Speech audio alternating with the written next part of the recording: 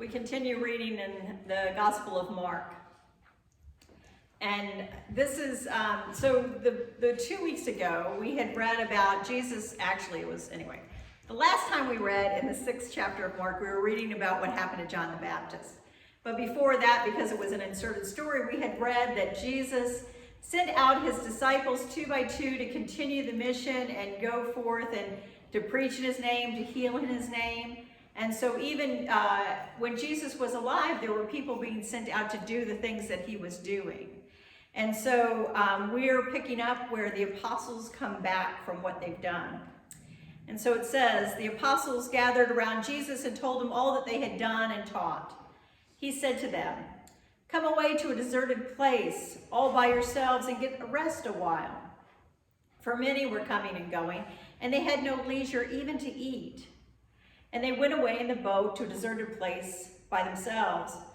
Now, many saw that they were going and recognized them, and they hurried there on foot from all the towns and gathered ahead of them.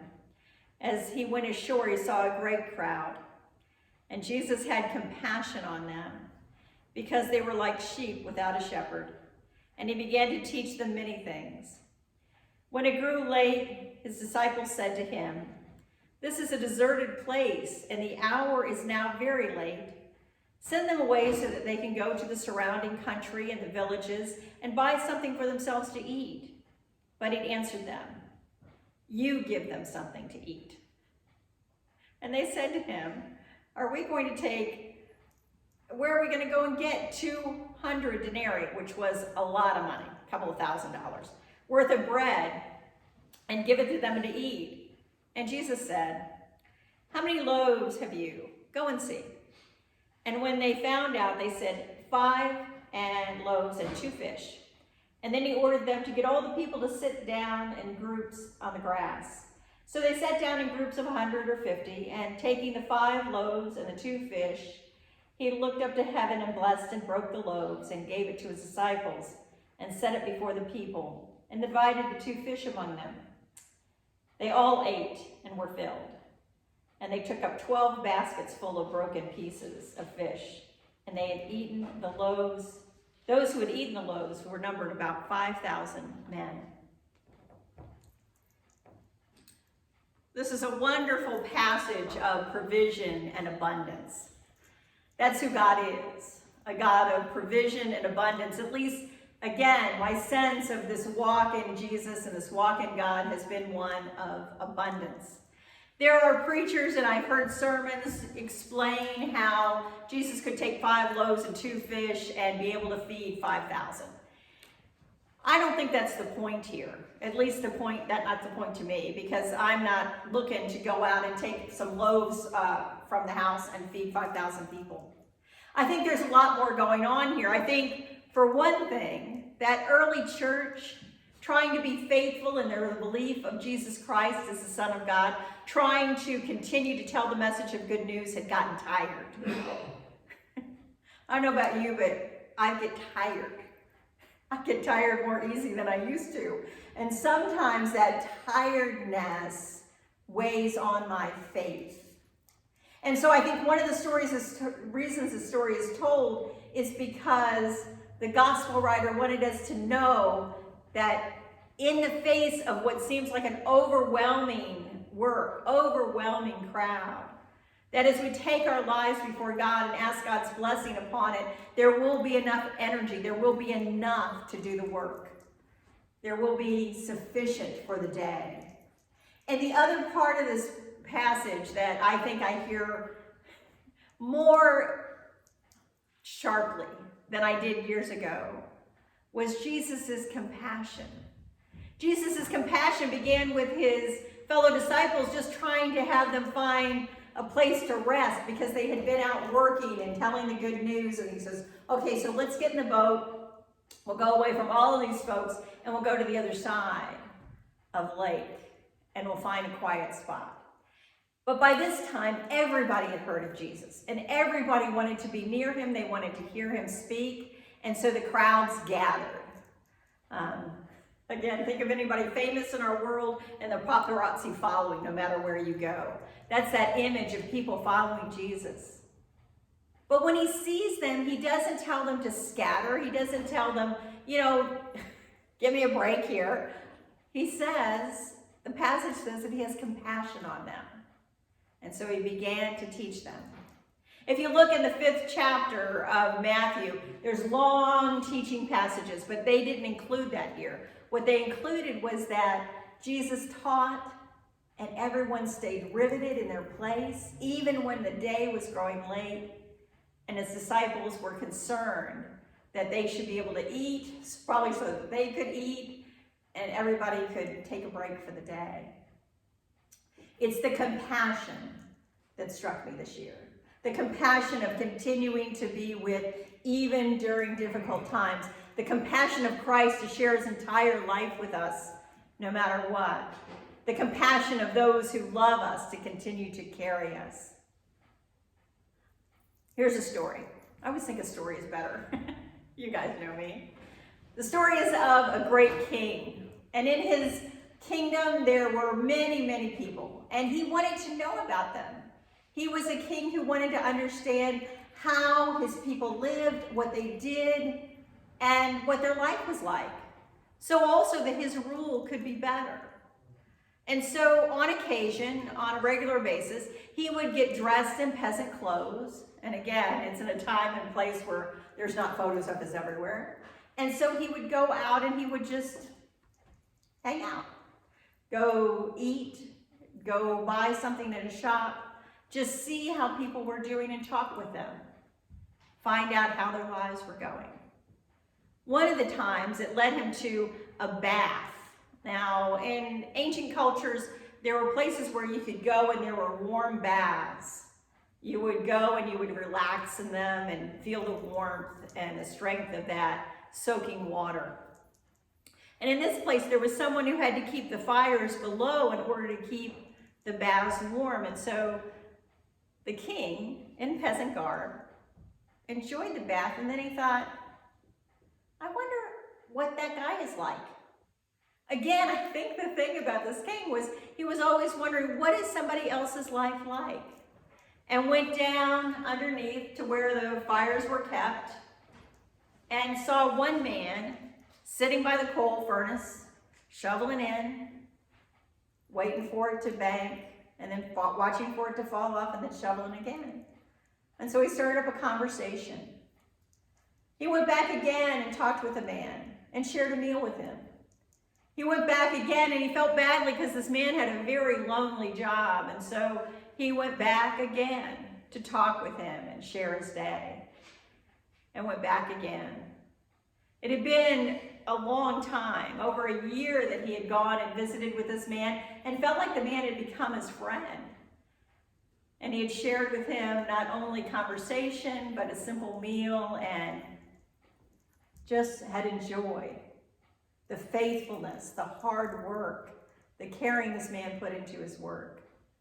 And so finally one day he said, well, I want to be honest with you. He was a little nervous about being honest with a man because he thought he could make, that man, could suddenly make a request on him because he was the king. But he decided it was only fair. And so he told the man who he was, that he was the king in that place. And the man's face lit up with a smile. And the king wondered, is it coming? But the man said, you are a king who has bestowed wonderful gifts on your people. I hear stories everywhere I go. But you have given me the greatest gift of your friendship, of your presence, of that relationship we have built. For me, that is my gift of being in communion with God, in a relationship with Jesus Christ, is that understanding of that compassion for my life constantly. It didn't matter in the past year how things went or didn't went. I knew that Jesus was always walking with me. And as I said many times, as I hung out in my little monastic cell of my apartment, and not seeing anyone and not talking to anyone, very concerned about the long haul COVID and just being so sick and grieving in ways, I knew Christ was with me. More than knowing that Christ was with me, I knew in my faith that Jesus understood all of the pain that was life then, the suffering that had happened, because he had walked that same road of pain and abandonment and suffering. It is our faith. It is faith in Jesus Christ that believes that Christ has journeyed with us and understands our human existence and understands what it is to live in this world. At times, again, particularly as I run out of energy faster than I used to, and life seems harder sometimes even to get out of bed than it used to, I think of the passage even that I read this morning, the energy and the excitement of being in Jesus Christ, the energy of being a follower of Christ in our world that seems to hand us bad news after bad news after bad news. But in this place, we believe that God is loving us, present with us, and Christ is sharing our lives with us. So no matter what, there is hope and there is life. You see, I'm not terribly concerned with the miracles of feeding people. But I have seen miracles in my life, but it took a while to see them. Here's one. There was a woman I knew at my appointment, in church in Pennsylvania, years and years and years ago. Wonderful woman who wanted to have children, who wanted to have babies. And that was something that she enjoyed, and she had her first daughter. And her first daughter was beautiful and gorgeous and lovely. What I didn't know, because a lot of people don't know when these things happen, but it was a while, probably Laura was, her first daughter, was probably, maybe before she had a little boy.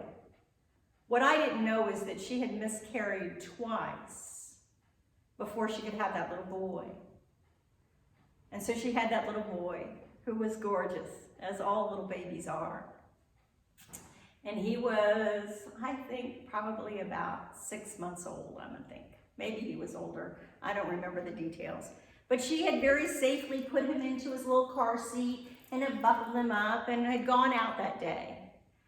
The thing about Pennsylvania that I don't like is that whereas upstate New York, where I was, would get snow, and probably here would get rain, in Pennsylvania it was ice. Too often it was ice. And somebody, as she was driving, clipped her car, spun her on the ice, and spun the car enough that it looked like the baby was okay. But he had been shaken so much that as they took him to the hospital, they realized he had what's called shaken baby syndrome, and the impact was too much, and the baby passed. I went to stand with her at the funeral home. I think it's one of those moments in time where I've never seen anyone so devastated. And part of her cry was, why does God keep taking my babies? It was a pain I can never imagine. And later, when she was in a Bible study with me that lasted a full year, we would talk about pain encountered and God's faithfulness. And I was always amazed that she kept her faith even through that moment. It's been about 20 years ago that happened. And the other day on Facebook, I saw her daughter Hope, who was born after that, and her daughter Gwendolyn, who was born after that. And the huge joy of that family with an oldest girl and then these two other girls. Again, to me, the miracle of that moment was that in the face of life that just seems too hard, she believed, went to God with the pain and the brokenness to find healing, continued to live in faith with our God who has compassion on us, who continues to care for us even through the most difficult of days. Because you see, our central celebration, our sacrament of faith, one of them is communion. The understanding that not only was Christ with us, but Christ allowed his body to be broken for us and used that gift of breaking to bring our healing. It is that we have faith in, that Christ's compassion and care for us had no bounds whatsoever, not even his life. And so, sometimes, if we're tired, God will beckon us for rest.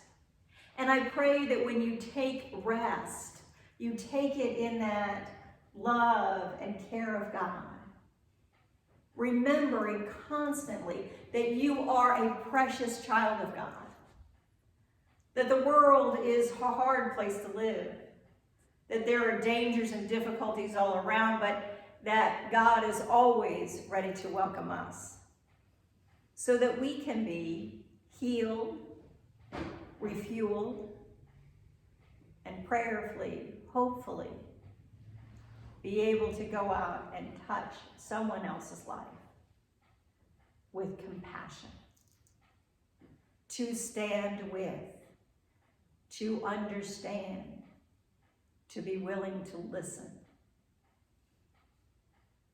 Not to solve, not to fix, not to make sure it doesn't hurt anymore, but to stand with. Christ's compassion showed us the way. Christ's life gives us new life. And in those gifts, we come thanksgiving for God's love and God's care for us each and every day. Amen.